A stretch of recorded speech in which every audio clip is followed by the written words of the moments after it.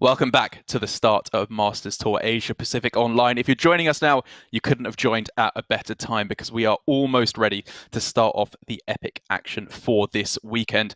We got hundreds of players from all over the world fighting here to get that $32,500 prize and, of course, get themselves that little bit closer to qualifying through to Grandmasters. And Gia, taking a look at our first match here, we've been taking a look at some of the different lineups and decks that we're expecting to see. And already, I think we're starting to see some interesting trends and meta decisions from some of the players.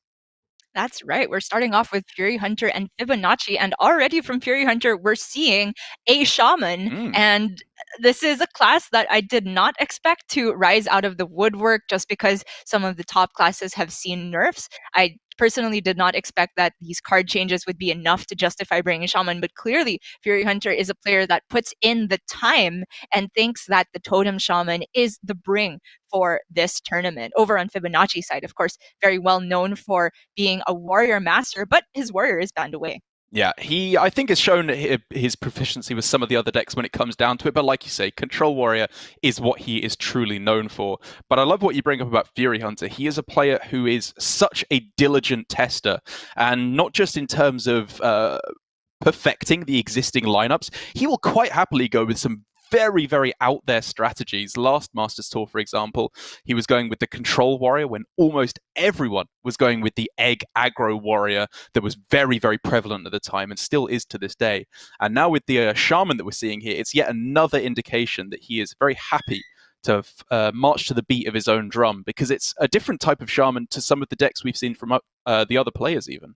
Yes, we've seen evolved shamans rocked across other parts of the field, but this is the third week of GM Totem Shaman, pretty much close to card for card. I guess one of the more different inclusions, I would say, is the one of Marshspawn. That's a card that I'm not always seeing in these types of lists, but it's fair to say that there isn't a standard list for a deck archetype like this, which hardly sees any representation. And as you mentioned, Furyhunter is very diligent, featured in Lorinda's awesome article about 4 players to watch. Hopefully we get to see some of the other players on stream later on. But yes, aside from that Shaman, he's also bringing 2 of the decks that I had my eye on for this tournament, Highlander Hunter and Quest Warlock. Yeah, just 2 of the solid decks, I think. Not really trying to target anything in particular. Maybe the Priest with the Quest Warlock, but overall, just strong decks.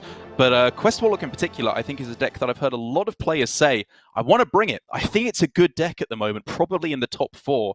But am I good enough with it? You cannot just bring Quest Warlock and hope that you'll be able to draw the correct cards and get there. It's a very, very complex deck. And so I've seen a lot of the players just say, I'll bring Druid, I'll bring Rogue. We know these decks a lot more. So hopefully for both of these players, they've been keeping up with the latest theory in Quest Warlock gameplay. Indeed. And we can take a look at what Furyhunter's... Sorry, I misspoke. It is not Highlander Hunter that he's bringing, but Dragon Hunter, which is yet another archetype argument that we're seeing across the field. Just like with, is it Totem Shaman or Evolved Shaman, we're seeing people flip-flop between Highlander and Dragon. Of course, with the nerf to Dragon Queen Alexstrasza, it kind of makes you think that maybe you can go back to the old version of Hunter, which is far more aggressive and consistent. Yeah, I believe you and I only saw this once in Asia Pacific Grandmasters when Tyler brought it one week, and it's fair to say it did not do very well for him there. He didn't quite find the matchups he was hoping for. I guess a big part of the thinking overall for these players, and I think for Furyhunter in particular, is Demon Hunter's taken a hit, which massively opens up the playing field for some of the other archetypes that rely on sticking board early on. And I think the number one example of that is the Totem Shaman. It was horrendous against Demon Hunter back in the day because they always won the board, and if you didn't win the board as Totem Shaman, you just lost. So I think that has a lot more opportunity to be brought now. But Fibonacci here is kind of going against that, and he's still bringing the same old archetype of Demon Hunter despite another wave of nerfs. It's true. I guess it's worth noting that between now and Yonshiping, there has been a little bit of innovation to what Demon Hunter list looks like. We're now seeing more of an Enrage package. The one of Amani Berserker there, and the 2 of Guardian Og Merchant, which synergize very well with that card, and Bone Chewer Brawler have now become quite standard in Demon Hunter. But yes, I'm kind of surprised to see that it's still 2 copies of Warglaves, even though it now costs 6 instead of 5. Yeah, it's interesting to try and say how I would describe each of these players' lineup. What is the theory behind them? And I think for Fibonacci, you can start to try and find similarities between the decks or a cohesive game plan. I think, to be honest, he's just gone with what I think are the 4 best decks at the moment, with Warrior, Druid, and Demon Hunter being, for a very long time, considered the 3 strongest archetypes. And the Quest Warlock just kind of closing it out very well. Whereas Furyhunter on the other side has gone for a slightly more interesting, aggressive strategy, I think, which we're already seeing on social media. There are many different ways to go for the aggressive game plan with a lineup. True, and both of those theories are very valid, especially when you have so little time to prepare. The balanced patch dropped just a few days ago, so I could never fault someone like Fibonacci for just bringing what are the tried and true decks and maybe Quest Warlock in there if you're expecting some Priest. And Priest was the talk of the town when the nerfs were announced at first, because they're saying this is the best deck that didn't get touched at all. Surely it's going to be strong. And yet we're seeing players, after they've done their testing, kind of come to the conclusion that maybe it isn't the bring. Notably, Aveline, who is very known for playing Priest, ended up not bringing that in her lineup. Yeah, it's one of the things where I think everyone was kind of joking to an extent when they were saying how good Priest would be, because everyone was kind of doom-saying how long the matchups would be, what with Priest being infamous for the very long game times that it can bring. But players quickly realized that Priest, while it is a strong deck, it has very zealous acolytes in terms of who likes the deck. Players like Xenanan, Tic Tac, Aveline, like you say, who absolutely swear by the deck and claim it's the best deck in the game. But then if you actually get down to it and you're playing against other top-tier players, as you are almost exclusively playing against in the Masters Tour here in Masters Tour Asia Pacific, the win rates start to drop a little bit, I think. Yes, and taking a look again at the front runners for the Grandmasters promotion into Europe, Furyhunter is there in the 8th place slot with $6,600. It is going to be an uphill climb to try and dethrone anyone there at the top, but remember, this is the start of 3 more Masters Tours, and just one top 8 can drastically change how these slots are lining up. And Furyhunter, while he hasn't had a extreme breakout performance in the Masters Tours so far, he has been one of the most consistent players, full stop. I think last time in Masters Tour Jönköping, it was the first time he didn't end up with a positive or even win rate in terms of all his series, which is staggering when you consider all the fields that he's been playing against, and it still means that he's there in the top 8 trying to get that spot. Because let me tell you, Gia, this is a player who wants that spot in GM so badly. He works so hard, and he's so deserving as well. So I am somewhat biasedly rooting for him here, I must say.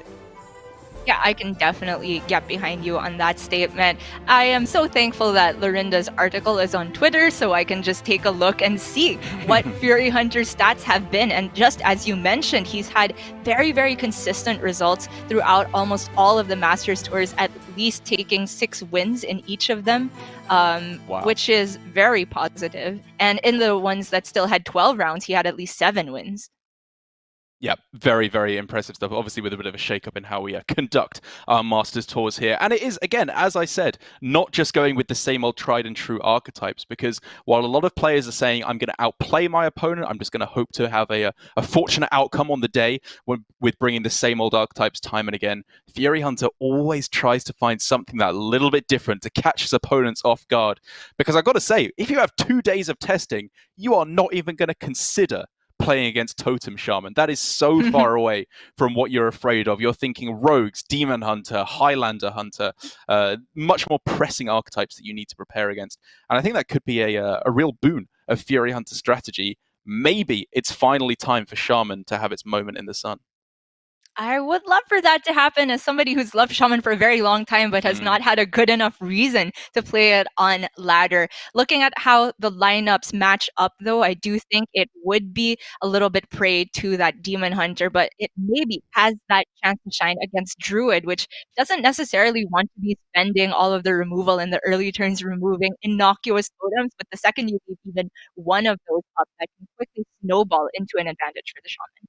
It can indeed, and I'm sure Furyhunter is going to know that strategy inside and out. And it does, I think, do a good job of playing against some of the more controlling decks, which don't have the ability to remove every single turn. But as we can finally see here, Gia, we're ready to jump into the action. This is the first Swiss round on the first day of Masters Tour Asia Pacific Online. And already, I'm thinking that Furyhunter has got himself in a pretty reasonable spot with his Dragon Hunter. That's right.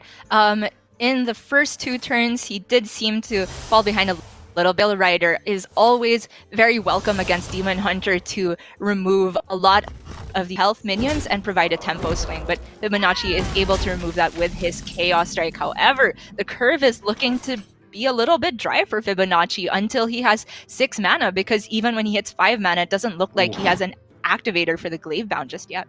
That's right. This is what's happened in the most recent 2 waves of nerfs, with Twin Slice costing 1 now instead of 0. You can't go Glaive Bound on 5, and Warglaives costing 6. It's very possible we just see him go with a straight up 5 mana 6/4 with no Battle Cry, just to stick something on the board.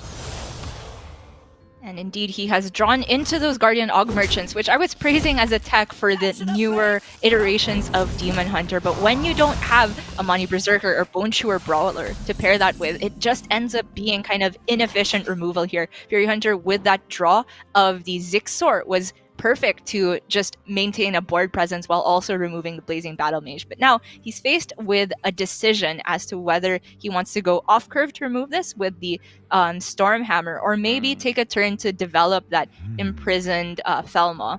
The Phase Stalker would look a bit interesting too, but he only has Freezing Trap and not Explosive. I mean, he could still just go for Felmaw plus Phase Stalker, just the maximum mana expenditure, maximum development onto the board. Right. Scavenger's Ingenuity also is interesting here because it has a 50% chance, I believe, to hit the second Phase Stalker, and a 50% chance to hit Zixor Prime on 8 mana, which I don't think you're looking for quite yet. Yeah. I think had he not drawn the Phase Stalker off the top, he would have taken that 2 and 3 to just be able to put down a buffed up Phase Stalker, but he was reaching for the Stormhammer there. It looks like he wants to respect any and all board presence. But this hurts. It really, really does. You much more want to be getting ahead on the board, because while Demon Hunter is not as dominant as it once was in the mid-game, it still has some very, very scary cards indeed. And Warglaives for 6 mana, Furyhunter isn't going to be thinking, oh, brilliant, my opponent can't play the hero power. He's going to be thinking, my board has just disappeared in a heartbeat. But this is the window that he was looking for to set up the Freezing Trap now, though. Glaive Bound Adept just played as a 5 mana 6/4, not great for Fibonacci, and also very difficult to play around this Freezing Trap because his only rush card is Kane's Sun Fury, which has also gotten nerfed. I mean, I think it would be quicker to say which cards have not been nerfed at this point here for the Demon Hunter.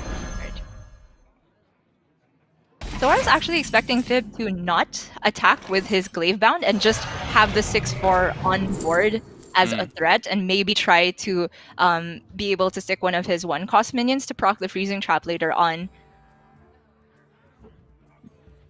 And it could end up being fairly punishing, because he had a pretty clean play next turn of going for Glaive Bound double 1-drop and try and clear up the board in combination with his weapon. But in the end, he's just would rather, it seems, get the spell secret out the way and have a clearer game plan in the next couple of turns. And so he could still develop the cheaper Glaive Bound now that finally the Warglaives are able to get value. But he is taking so much damage in the process. However, the fact that he can drop 2 1-cost minions alongside it is huge. That is a pain for Furyhunter to deal with. And the fact that he's held on to that Imprisoned Felmaw for so long means that it's not quite impactful anymore. Ooh, you are right, Jib. But now Furyhunter is left with some very interesting options. He obviously has a lot of damage in the deck, so he can start trying to weave in those hero powers and go for lethal. But with double Scavenger's Ingenuity, he's guaranteed 6/6 Zixor Primes on the following turn. Try saying that 10 times fast. I will not, but it is very powerful indeed. However, this immediate turn is very problematic for Furyhunter. Even if he plays the Scavengers and gets the Phase Stalker on the first try, and he would have the mana to hero power. The Freezing Trap is not very effective against the Beaming Sidekick on board. He can clear it with the Stormhammer, but again, it can just be the Battle Mage to clear it off. So now he's just saying, I want the 6-star in hand, I'm going to take the pain this turn. But it is so much damage, and he knows that the Glavebound that got bounced back can be played for another battle cry. And looking in retrospect, that might be Fibonacci's reason for allowing it to be frozen back into his hand. Very possibly. And it's going to be such a close race now, because board control on the following turn is going to be pretty irreparably won for Furyhunter, I think, with the power of Zixor Prime. The question just becomes, can Fibonacci deal the damage quickly enough to close things out? Does he go for the skull right now while it's outcast to try and get even more of that damage to close out the game? I would definitely say that is the play. He's picked up Metamorphosis, not able to use the hero power for 4 damage this turn, but he can get it online so that he can, use the hero power alongside Glavebound next turn, which he can do because he's gotten the Umberwing for free this turn. Frozen Shadow Weaver is also huge to stave off that Phase Stalker and any chances for counter lethal. Yeah, I like this a lot, going for the Divine Shield here on the Glavebound Adept in order to obviously play around when the 5-4 starts attacking in so that he can guarantee a little bit of extra damage on the following turn.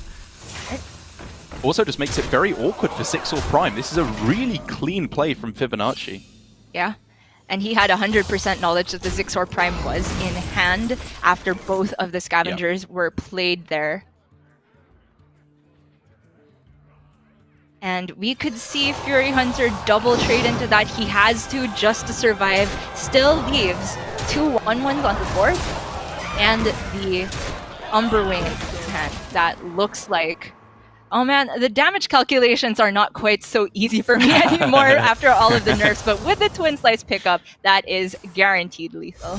Yeah, I mean, Furyhunter can be a bit upset there, but there were so many different ways that it could be closed out, all things considered. But a pretty devastating loss there for Furyhunter. I wonder what his experience was of the matchup, all things considered in his testing. It did feel like, even though we didn't see the mulligan at the start of the game, it wasn't the ideal draw for Furyhunter, of course, because he had double Stormhammer, one of which was dead in hand for the entire time, and just didn't have the damage to close out the game a little bit more aggressively either.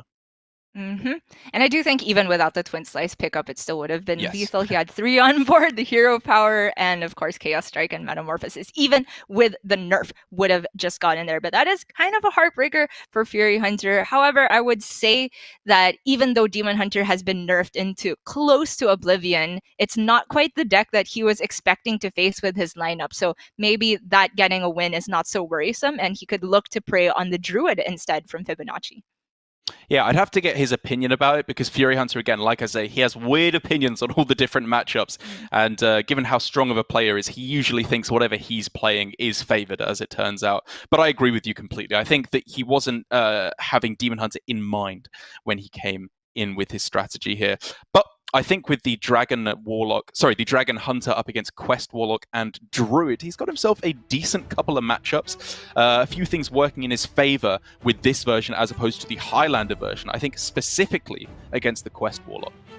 Yes, and the more consistent early damage is really punishing to Quest Warlock. Gives them less time to tap in the early game, which has snowballing implications that they have less opportunities to draw into the Moarg and Nether Breath combo, which they so desperately need to get out of the burst range from the Hunter a lot of the time.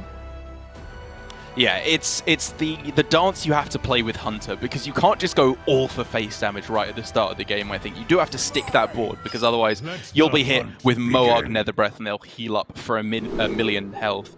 But that's what I think the Dragon Hunter deck does very well. It sticks a board and pushes a damage at the same time. The problem it has a lot of the time is tempo swings in the early game, which is why Demon Hunter was able to quite cleanly take the win there. Indeed. Furyhunter is starting off with the Imprisoned Felmaw in the hand. And you were talking about how Dragon Hunter can stick a minion and deal a lot of face damage consistently. And that is in large part due to the Stormhammer, which is kind of a minion in and of itself if you think of it, because if it gets infinite charges, it can just attack every single turn, and it can't quite be removed so easily. However, Fibonacci is still playing the 1 of Acidic Swamp Ooze, which is a card that I thought might be cut from Quest Warlock if you're not expecting too much Demon Hunter in the field anymore. Fib himself has the Demon Hunter though, so you can see why he would still respect matchups like that. It does make sense. But now for Fibonacci, fairly standard start to the game here. The Dark Skies, I think, should be coming in fairly strong. The problem is, of course, that for Furyhunter, he does make Fibonacci play a little bit off curve. This is the power of the Imprisoned Felmore, I would say, because the Dark Skies can't be used on curve. You have to throw it down on turn 4, which means you're not going tap into Plot Twist as well. So for Furyhunter, just making his opponent play awkwardly feels pretty good at the start of the game here. And I gotta say, with this hand that has a little bit more value, you know, you got the 5-drop with Big Ol' Whelp, it's going to draw you through. There was some temptation to go for the Fairy Dragon here, but he's clearly taking a slightly longer-term game plan, which I think speaks to the fact that you can't go purely face aggressive in this matchup.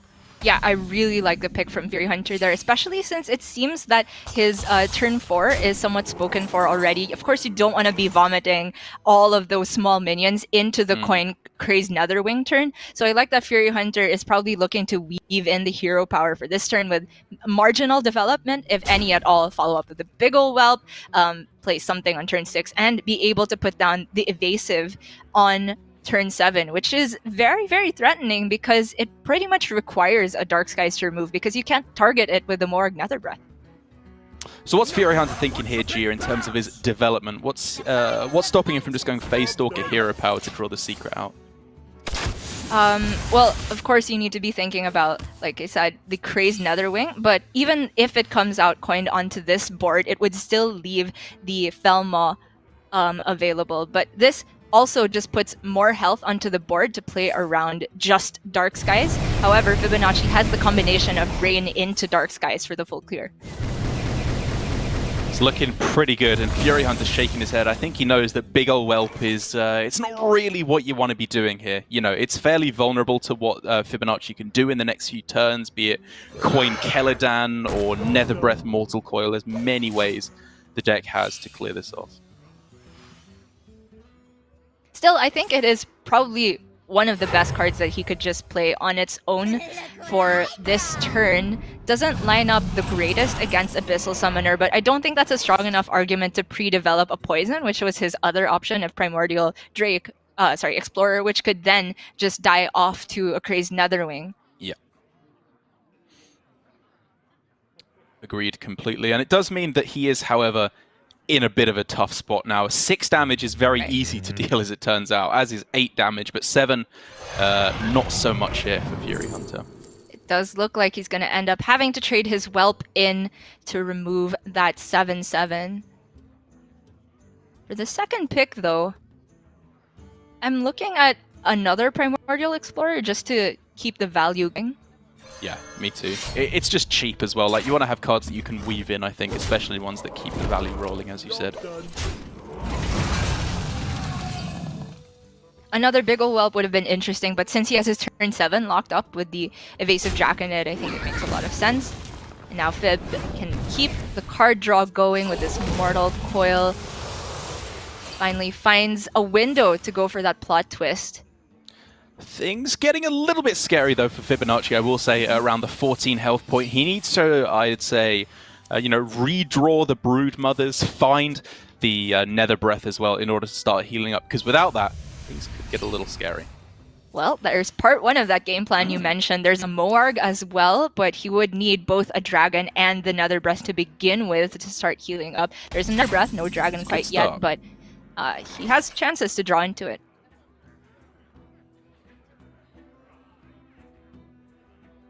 So for Furyhunter, again, of course the natural play is just to go for the Draconid and hit the face, but he's thinking about, is there going to be another Dark Skies? Is there any way you can play around the Dark Skies? And knowing that Fibonacci would be drawing into 9 cards, I don't think he can put any amount of health on board that completely plays around it. So I would default just to the on-curve play here.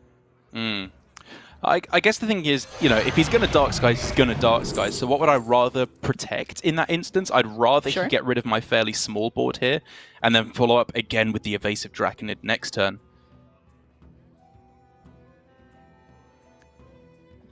I was going to make the counter argument that the Draconid also has some measure of protection against Nether Breath because it can't just be targeted. But if he plays the Evasive Feywing alongside the Primordial Explorer, this is also the more threatening minion that can't be targeted by the Nether Breath. And Nixia as well, I absolutely love. I was going to ask if I was crazy for even thinking of it, but in this instance, I think it's absolutely the right pick as a super aggressive 9-drop. It's just better than Dragon Queen Alexstrasza these days, huh? On turn 9. The big reason for playing Dragon Hunter over Highlander Hunter in this current meta, I suppose, is because of that particular nerf. But the plot twist, Nachi does complete his quest. The Nether Breath is active. And he picks up another Broodmother for his trouble. Looking very, very clean here for Fibonacci. Even gets the Ooze to deal with the Stormhammer. Yeah, I think it was a little bit close there as to whether you go for Tap or Ooze. I wouldn't have hated to see the hero power to try and find, you know, a really big minion like the Alexstrasza or an Abyssal Summoner. But just getting rid of the damage while he doesn't have too much. Yeah. I was thinking that the Caledon top deck also looked very juicy, but I think Fibonacci correctly identified that was probably one of the last windows where just a Dark Skies could deal with the entire board really cleanly, and he could get the quest online. So I like the patience with Caledon there. And now he gets to draw into his other Morg and Broodmother guaranteed. Heal up for big, big life. Or just clear the board with another wing. It's just perfect, isn't it? What more could you ask for? And no matter how low he goes, as long as he doesn't die, he's got the full heal for, what is it, 16? But also plus another 4 because you have the +1 spell damage off of the Blood Mage Thalnos as well. It's all the healing you could possibly ask for. Yep, he's just got Reno.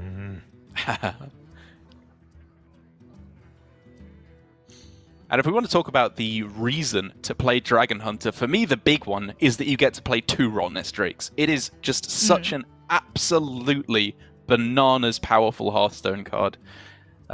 In order to, well, when you're playing it on curve, I suppose I should say. Here it's still very strong, but I am hesitant to say that it'll be enough of a tempo swing to pull him back.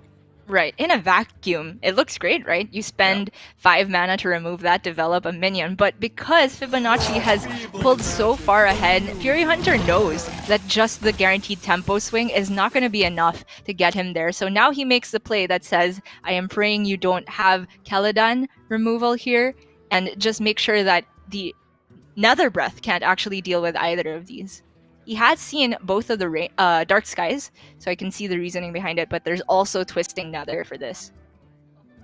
Yeah, I think it's the perfect time to go for it. The question is whether or not he attacks first in order to activate the freezing trap. It would mean that he has an extra card in hand, which he's saying, I just don't want. I don't actually care about being able to attack with my minions this game, because that's not how he's winning. And that, I don't think, is a terrible result for Furyhunter. He has set up the threat chain with the Onyxia after he's seen the Nether, but Fibonacci can just go for the huge swing here, even picks up to deal with all of the whelps. I don't think that's very consequential, though, because of the amount of healing that he's still going to get this turn either way. Yeah, I mean, now Fibonacci's just having fun. He's just playing with his toys at this point, because there is little, if anything, that Fibonacci can possibly do to try and swing this one back. And only one of the Rotnests will get an activation here. Yeah.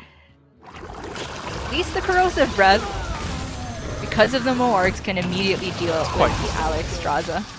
But unfortunately, Dragon Queen... opposite lifesteal. That would be good there in order to deal the 12 as well. Opposite lifesteal. That is my new favorite keyword. Oh, Fib, the floating head here. Love to see it. And even though Dragon Queen has received a nerf, still very, very powerful in this situation where Fibonacci's health total is very, very safe, and he's just looking to close out the game as soon as possible. Yes, indeed. There's a clear on the DQA, and I guess a tempo 6-5 option, but I think Furyhunter already knows that that is just not getting there. It's a great start for Fibonacci, and it's got to be said, for the Dragon Hunter not showing its power quite yet for Furyhunter. I believe we saw Bobby X as well, another Hearthstone player, saying that he believes the Dragon Hunter to be very, very powerful as well, better than the Highlander variant. But from what I'm seeing so far, in this extensive 2-game sample size, Gia, I'm yet to be convinced. Very close to lethal for Fibonacci here. I think it's 1 off, or if he had more mana, he could fit in the Crazy Netherwing as well. But as long as he removes these minions, he is in no rush whatsoever. Sure, he can develop also yet another threat. And Furyhunter, without the Zephyrus inclusion, because of course this is not Highlander Hunter, has no hope or even a prayer to make it through this matchup. Throws it down 2-0 to Fibonacci, just 1 game away now from going all the way up to first win in the Swiss, which is a very, very big deal. You want to get your wins towards the start in order to get the strong tiebreakers, as is often very, very important, because at the end of our 9 rounds of Swiss, you're generally looking at maybe one person, 1 or 2 people on the 7-2 record getting through. So a big win here it would be indeed for Fibonacci, but he still has to get a win with the Druid, which has recently been nerfed, of course, Gia, with the nerf to Fungal Fortunes. Has that done much in your estimation to harm the power level of Druid? I do think it has harmed the Glowfly plan, because previously the curve used to be, if you're trying to power out Glowfly, it is the Fungal Fortunes on 2 into Wild Growth into Glowfly. But in the grand scheme of things, I think Druid has now evolved to people defaulting more towards the Mount Seller plans or the big dragon curve. I don't think it is a huge deal here. It could be quite harmful against the more aggressive matchups of Shaman and Hunter, though, which Furyhunter is packing. Could be indeed. Fibonacci does have a little bit of signature spice here with the Malagos thrown into his Dragon Spell Druid. He is definitely a little heavy on minions now, I think it's fair to say. You are looking to be hitting quite a few off of Fungal Fortunes over the course of your game plan. But the benefit is clear. In the control matchups, being able to get down Malagos with Moonfire is huge. And the main one, of course, Breath of Dreams, one of the most powerful cards, in my opinion, we've ever seen in the game, if it's activated, which now it is much more likely to be so. Yes, indeed. For Furyhunter, the Keep is already looking very interesting to me. That is a mid-range set of cards that he held on to. I was thinking he might want to mulligan a bit more aggressively for a 1-drop, but of course Stormhammer is the bread and butter of the deck, and Evasive Feywing is one of the most problematic cards for Druid to deal with, because you can't target it with their Bog Beams and Moonfires to clear. It's interesting, isn't it? Because personally, I feel like with the Highlander Hunter specifically, Evasive Feywing is actually just too slow against Druid. Unless you already have very powerful early game, you're just dying to Glowfly Swarm, or they're ramping up into Mount Seller. You have to go so much more aggressive. But clearly here, Furyhunter thinking, obviously with Stormhammer having effectively unlimited swings with this build of the deck, he can just go for sticking Feywing and killing him in the next few turns. And the curve has worked out here. Yet another chance to discover minion on curve. I'd say it's just big old Whelp here. The Cobalt Spellkin, it has too much chance of giving you side quests and garbage that you don't really need. Yeah, I'd say the 2 effects are like somewhat comparable, so take the +2 attack. It's just the bigger. Fib just using the Bog Beam for full cost here. The way his hand has shaped up with no ramp and no card draw, it's looking pretty obvious that he's just looking to survive into an overflow, but the turn 5 is looking pretty dead here. I've got to say, Gia, 3 flies. Yeah, 3 Glowflies here. If this is how they play Druid outside of Asia Pacific, no wonder every other region doesn't think it's as strong. What is this? Imagine not being from APAC for Masters Tour APAC online. Exactly, Gia. Nothing but a bunch of big bears! Furyhunter able to pick up that Phase Stalker. The highest tempo play would of course just been the Rotnest Drake, but I think he's very much expecting a dragon to come down on curve here, in which case you really want to have the Rotnest Drake to very easily clear it off, and it's going to be so impactful against this Emerald Explorer. I absolutely loved that play. I think a very high percentage of players would have just put everything to the face, because that's what the deck does. It's an aggressive deck that needs to be hitting damage in the early game. But Furyhunter knew this is by far the most likely thing my opponent will play here after a very lackluster start to the game on 6 mana. And look how much he is rewarded here. It's such a good spot. 5/4 into 2/2 is not the most intuitive thing as Dragon Hunter, but it just does guarantee that the Rotnest gets rid of the biggest minion. But that is a pretty big pickup for Fibonacci now, only getting 1 activation, but because he's seen the Rotnest, or at least one of them, he feels relatively safe with the Mount Seller. Furyhunter putting his hands together in prayer for the 50-50. Doesn't hit it, but he still has a way to clear the Mount Seller. Cleanest way, I suppose, is hero power, weapon, and Rotnest looks very nice. Well, he could trade a 5/2 and 1/3 instead. I mean, it's an untargetable 5/2, which is a huge difference against Druid, right? It's true. We could be caster visioning a little bit because we see that Twin Tyrant, which of course is more liable to get rid of the damaged minions. But the fact that it's untargetable and you're probably expecting an overflow in the following turns, I feel like I would rather keep the 5/2.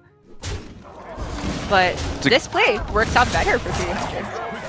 Yeah, it's a great point you bring up about overflow. I hadn't even considered that. But either way here, for Furyhunter, I think the difference is minimal, and he is staring down very, very likely lethal over the next couple of turns, because overflow on its own, just dead on board. Far too expensive options for Fibonacci, but he's hoping after seeing both Rotnest Drakes that finally one of them will actually have to trade into this minion. And it will, but unfortunately for him, Furyhunter still able to get the win. And finally, the Dragon Hunter doing what it does best. And I think demonstrating that this deck is more than maybe meets the eye. It's easy to call it just a very simple play your cards on curve deck. But Furyhunter with a very, very nice spot there, I think takes a deserved win with the Rotnest. All the way from the mulligan, we were seeing decisions that didn't look all that straightforward from Furyhunter, keeping a 3 and 4 drop cost card when you don't have 2 versus a matchup where you want to be the aggressor. But I think he correctly identifies that those 1 cost 2 cards, 2 cost cards are the ones that can be preyed upon by Druid's removal, the Crystal Powers, etc. Whereas when he sticks an Evasive Feywing and the Stormhammer, there's just no way for Druid to interact with that, and he gets hugely rewarded. Speaking of Druids struggling to interact with stuff here, I think this is one of the big reasons why you are looking to bring a Totem Shaman, as Furyhunter has gone for here, because obviously Druid is not developing many minions in the early turns, which means every Totem kind of demands a removal spell at the start of the game. It seems that he's maybe not going for that deck first of all. We're going to go with the Quest Warlock first. But either way, I think that could be a very interesting matchup that Furyhunter is hoping to prey upon this Druid with. Yes, and I do hope we get to see it later, so I guess that means we're cheering for Furyhunter here to take it to a Game 5, but this, of course, is a matchup that we went through the gauntlet trying to debate who's actually favored throughout all those weeks of Grandmasters. I think towards the end, the consensus was that Druid did have a leg up, but that was before the nerf to Fungal Fortunes, and also kind of before Dragons became standard. So weighing those things together, I still feel like Druid is quite favored, but not by as huge a margin as before. I think it's very, very close. And there's also many different theories of how you play the matchup that we're seeing from different players. Whether you go for turboing out your quest with Plot Twist as quick as possible, or whether you're going for getting down the Abyssal Summoners as quickly as possible on turn 6, maybe holding back the Plot Twist if you already have them in your hand. There's a lot of room for creativity, I feel, with this deck, which is why it's one of my favorite Hearthstone decks in a long time.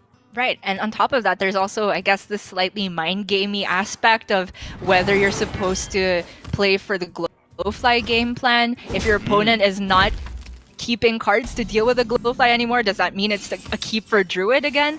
I would be inclined to say no. And for Fib, you saw him keep the other there without any ramp, despite it being an expensive card, because it is the centerpiece of the game plan against Quest Warlock. And the most important thing is to get that ramp later on to turbo it out. He's got the Breath of Dreams and the Overgrowth. This is looking pretty dicey for Furyhunter already. Yeah, I mean, we always had to add the addendum on when we were talking about this matchup of whatever you're doing with Warlock, when your opponent hits ramp, Overgrowth into a huge exotic Mount Seller turn, you're definitely on the back foot. Those are the games that you really do struggle to win. And I think that Furyhunter is definitely not out quite yet. He's got strong comeback mechanisms with a Celadan off the top, perhaps. But it's going to be very tough for him, for sure. Right. And you talked about huge Mount Seller turn. I'm seeing it. He's got Mount Seller, Coin, Innervate into the Fungal Fortunes even after the nerf. Is all playable on 10 mana. He's got, at the very least, Iron Bark to play on top of that. So Furyhunter needs to draw some fire here. Yeah, I really like the plot twist play he's going for here. There was technically the alternate line to go for with Sky General Crag there, where you try and develop the board as much as possible preemptively to fight back. But I think giving himself any chance at all of getting a 0 mana card on the following turn, given that it could be Celadan, Twisting Nether, even an Alexstrasza or Malagos, is definitely the way to go. I mean, the way it looks, it kind of does have to be the Celadan off the top. I guess these are not the greatest beasts ever for Fib. They're of the size that just a Crazy Netherwing can deal with the beast, but they can't deal with the Mount Seller. Even Zixel Prime, while it may look a little unimpressive at the moment, is such a big difference for later on. It's another threat that has to be answered by Furyhunter. And the Druid is likely to see most of its deck, I think, in this game, with the Overflow already there and waiting to go. With neither Crazed Netherwing nor Dark Skies to even think about dealing with the smaller minions, it looks like Furyhunter is just going to have to expend his Moarg combo to deal with just the Mount Seller, and then pray that there's no Savage Roar to close out the game right after. So what is the Moarg combo? He's got Unstable Fellbolt, yeah. And the Nether Breath, it's so expensive, and it also just kind of leaves him gutted for the next turn. He would have to rely on a top deck to deal with the rest of the board, but I'm not seeing any other options, really. I mean, the other line I'm seeing is Plot Twist. Plot Twist, Hero Power, and then just pray that you hit what you need. Or I guess you can't go Questing Adventurer because he wouldn't have enough. Yeah, he wouldn't have enough hand space in order to go for it. It's very brave, Derek. Well, so's this. You know, he's expending almost all his resources, it feels like. Just a single Savage Roar pretty much locks him out the game. And there are 2 copies still in Fibonacci's list. He's going digging for them. There's one.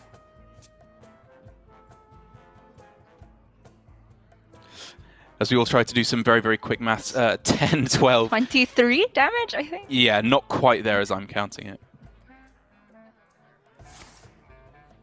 Oh, wait. No. It's more than that. I am so rusty, Derek, but we're just going to let Fibonacci do the math for us. Yeah, do his thing here as the Druid does end up, I think, dealing plenty enough damage. Oh, with the Moonfire? Or 1 off, sorry, in the end. So there's a chance now for Furyhunter. This is the window he was hoping for with this line. As long as he doesn't die, Gia, there is a chance to try and wrestle this one back. Slim, but if the plot twist does pick up some healing with the Broodmothers into a board clear, he suddenly looks to be in a pretty good spot.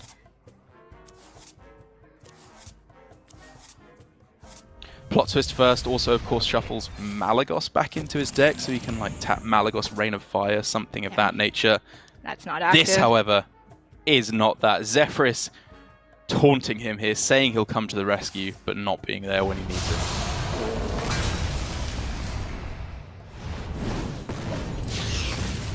Well, the second drawer is not in hand yet for Fibonacci, so he's only... oh, okay, never mind. Yeah, that's going to be able to do it. Fibonacci, as he peeks over his name tag there, is able to close out the first series of the day. And it's a heartbreaking way to start for Furyhunter. Same as we saw him at the start of the previous Masters Tour in Masters Tour Yongchiping. Just unable to get there at the start and losing a round 1 series this time against Fibonacci. He can try and turn things around. He's one of the players that we're all hoping he will do so as we've got our eye on him. But it's going to be a difficult climb down to 0-1. Indeed. I feel like this is somewhat reminiscent of the round 1 we actually cast in Yongchiping. And we didn't even get to see that shaman from Furyhunter, which is a damn shame in my opinion, but maybe later on and perhaps in some other lineups, we're not seeing necessarily Totem Shaman, but Evolve Shaman here and there popping out of the woodwork. So there's going to be a lot more interesting games throughout the day. Yeah, it was sad to see for him, of course, but there's still a chance for him to turn things around. And there is still, of course, a big boon here for Fibonacci getting off to a 1-0 start, while he is a player that we remember much more from back in the day, hoping to put his name back into the spotlight here with a good run at Masters Tour Asia Pacific Online. But that is, of course, the first match done for our first series. We're going to go to a quick break, and when we come back, we'll bring you some of the other stories around the tavern to see how your favorite players are faring at the start of day 1.